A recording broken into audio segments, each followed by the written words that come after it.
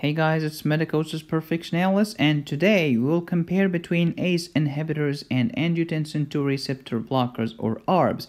We have talked about them separately in previous videos. Today it's a comparison. If you haven't watched the two previous videos, you're not gonna understand anything, but anyways, if you want to do it, it's up to you. Now let's get started.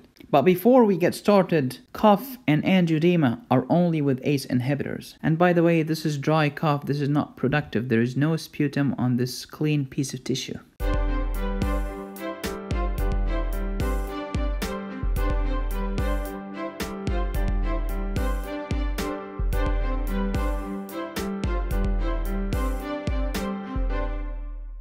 Renin comes from the kidney to convert angiotensinogen from the liver into angiotensin 1. Now ACE, coming from the lung, converts angiotensin 1 to angiotensin 2. Angiotensin 2 has two receptors, AT1 and AT2.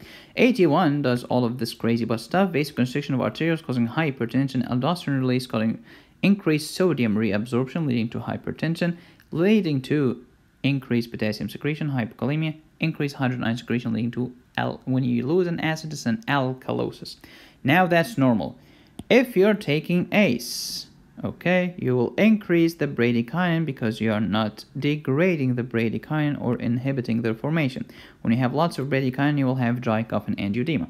Okay, what else will happen when you are on ACE inhibitors?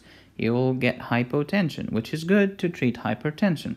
You will have natriuresis, hyperkalemia, and metabolic acidosis because these are not secreted. Now, let's leave ACE inhibitor alone and let's talk about angiotensin receptor blockers, also known as ARBs. Angiotensin receptor blockers. Which angiotensin do they block? They block angiotensin II. Which receptor of angiotensin II? The AT1 of angiotensin II. And now you will have all of the symptoms. You'll have hypotension, natriuresis, metabolic acidosis, and hyperkalemia, but you will not have increased bradykinin, you will not have dry cough or angioedema because you didn't touch the ACE, you just blocked the receptor of the freaking angiotensin II. Indications of ACE and of ARBs. When do you use ACE inhibitors? Hypertension, CHF, diabetic nephropathy, and myocardial infarction, probably the left side or the left side in heart failure. Indications of ARBs: hypertension, CHF, diabetic nephropathy, and vascular disease. If you will forget all of this, don't forget that these are antihypertensive drugs. Please, guys. High molecular weight kininogen thanks to plasma kallikrein gives us bradykinin. Who hates this step? The ACE. So when you are taking ACE inhibitors, you're inhibiting the ACE and leaving bradykinin uninhibited and undegraded, leading to dry cough and angioedema. Only with ACE inhibitors and never with ARBs. Not never, but very unlikely with ARBs. When you have lots of bradykinin because your doctor gave you ACE inhibitors, you will have bronchoconstriction and dry cough, natriuresis, increased vessel permeability leading to angioedema.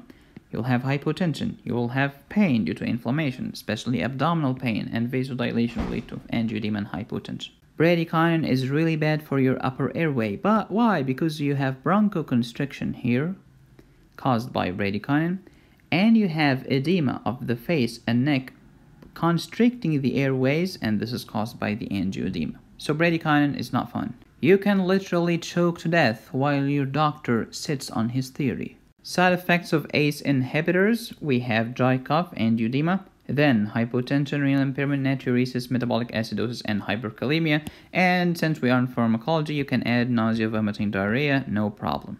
Side effects of ARBs: no dry cough, no angioedema. Still, we have hypotension, natriuresis, metabolic acidosis, hyperkalemia. Let's add orthostatic hypotension and dizziness because orthostatic hypotension causes dizziness. Why do you get orthostatic hypotension? Because you get hypotension by blocking the angiotensin II receptor blocker, especially the AT1 receptor of angiotensin II. You get also rash, dyspepsia. Pepsin is in your stomach. Dyspepsia means like indigestion. Abnormal liver function tests, and insomnia. You can make me happy and you can make Granny happy by going to Patreon and getting my 50 hematology cases. Help support this channel and get my 50 hematology cases. Some of these cases are really difficult, okay? I'm warning you. Some terminology: ACE inhibitors end in prel, angiotensin II receptor blockers end in sartan. So here we have captopril, Zofinopril, these are have the sulfhydryl group, and if you have sulfa drug allergy, you will get allergy to these drugs. Of course, makes perfect sense. Dicarboxylate group, enalapril, ramipril, lisinopril, quinalapril, and the phosphate is the phosphinopril. Let's go to ARBs, angiotensin 2 receptor blockers. They block the AT1 receptor of angiotensin 2. Very, very cool. The sartan, losartan, valsartan, candesartan, irbesartan, azilsartan, olmesartan, and telmisartan. These names are stupid. Why not call these drugs like Henry and Mickey and whatever? It'll be easy and students will have a blast. So here is a comparison. ACE inhibitors, ARBs. They end in pril, they end in sartan. We use them to treat hypertension, heart failure, diabetic nephropathy, myocardial infarction. We use ARBs to treat hypertension, heart failure, diabetic nephropathy, and vascular disease such as atherosclerosis, Marfan syndrome, etc. These ACE inhibitors raise the bradykinin, while ARBs do not. ACE inhibitors, therefore, will cause dry cough and angioedema. ARBs will not. Both of them will cause hypotension, metabolic acidosis, hyperkalemia, renal impairment, and natriuresis. Pharmacology has never ever been easier than this. Thanks a ton for watching. Smash like and subscribe and hit the bell. Follow us on Facebook and Instagram. Please support this channel on Patreon. You'll get my 50 hematology cases and all of my notes and my illustrations that I'm drawing right now for these slides. You will get all of them in Dropbox links. So thank you for watching. And as always, be safe, stay happy, and study hard. This is Medicosis Perfectionalis, where medicine makes perfect sense.